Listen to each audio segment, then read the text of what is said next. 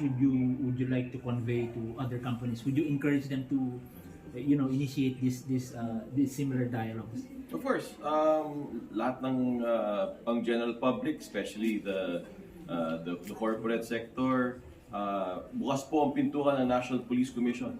We're willing to speak with you, work with you, think of solutions to further improve the peace and order situation here in the country, establish trust and rapport with you, build brands with you, in fact. Maraming salamat po sa Isla Group, sa Sulain, for partnering with the National Police Commission.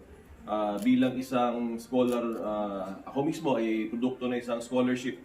Malapit sa akin ang pagkakaroon ng scholarships at pamimigay ng scholarships ng Sulain. Bilang din anak ng dalawang pulis, naiintindihan ko ang pangangailangan ng ating kapulisan.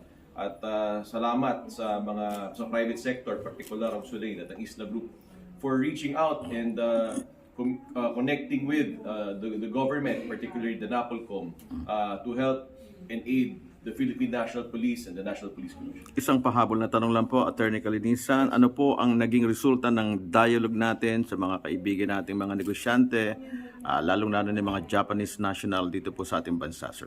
We call a spade a spade. We are transparent in what's happening right now and our responses as part of the peace and order, resolving the peace and order situation here in the country, particularly Metro Manila. Sinusolusyonan ho natin, ginagawa natin ng mga paraan para lalo mas mapatahimik ang ating lipunan. Kailangan maintindihan ng ating komunidad kung ano talaga ang nangyari dito at may ginagawa ang PNP at may ginagawa ang National Police Commission. Okay, well said. Thank you po. Salamat po. Salamat. Thank you.